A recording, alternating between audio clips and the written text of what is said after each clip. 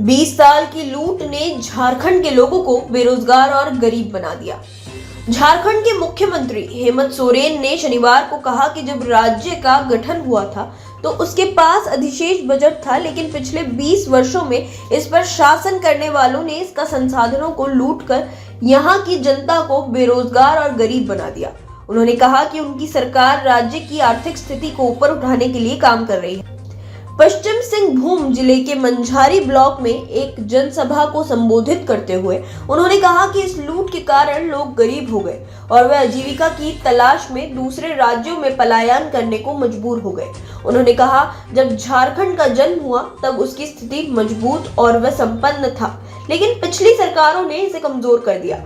जब झारखंड अस्तित्व में आया तो उसके पास अधिशेष बजट था, लेकिन उसके बाद सत्ता में आने वाली सरकारों ने इसे इस हद तक लूटा और इसका खून चूसा कि ये एक बीमारू राज्य में बदल गया।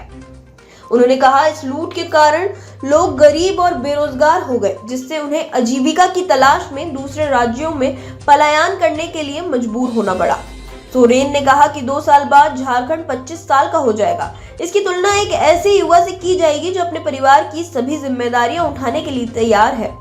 उन्होंने कहा कि आपकी योजना, आपकी सरकार, आपके द्वार कार्यक्रम का उद्देश्य कल्याणकारी योजनाओं को लोगों की दहलीज तक पहुंचाकर राज्य को पिछड़ेपन से बाहर निकालना है। उन्होंने दावा किया कि पिछली सरकार के दौरान लोगों को ये नहीं पता था कि उनका खंड विकास अधिकारी या सर्कल अधिकारी कौन है, लेकिन उनके शासन में वही अधिकारी प्रत्येक गांव तक पहुंचने के लिए दुर्गम रास्तों पर भी यात्रा कर रहे हैं। सोरेन ने कहा, हम हर किसी को रोटी, कपड़ा, मकान उपलब्ध कराने के लिए प्रतिबद्ध है। उन्होंने कहा, हम स्थानीय आदिवासियों और मूल जातीय लोगों के लिए तीसरी और चौथी श्रेणी की नौकरियों को आरक्षित करने के वास्ते कानून बनाने की कोशिश कर रहे हैं, लेकिन हर बार कुछ निहित स्वार्थ मुकदमेबाजी के जरिए हमारे प्रयासों में बाधा डाल रहे हैं। मुख्यमंत्री ने एक कार्यक्रम में 94 परियोजनाओं का उद्घाटन किया और 231 परियोजनाओं का शिलान्यास किया।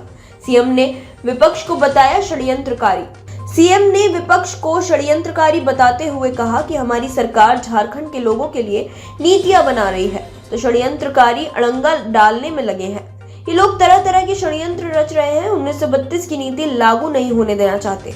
हम 1932 के आधार पर स्थानीय नीति बनाने जाते हैं तो षड्यंत्रकारी महामहिम से कानाफूसी कर बिल को रोक देते हैं।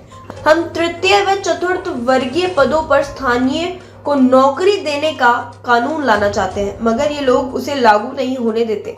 मुख्यमंत्री ने कहा कि केंद्र सरकार से गरीबों के लिए आवास की स्वीकृति नहीं मिलने के बाद राज्य सरकार ने राज्य संपोषित अबुआ आवास योजना शुरू किया है। यह आवास केंद्र द्वारा दिए जा रहे 2 कमरों के आवास से बड़ा होगा। राज्य सरकार 3 कमरा सहित रसोई घर का निर्माण जरूरतमंदों के लिए करवाएगी। हमारी सरकार 8 लाख आवास का निर्माण करेगी।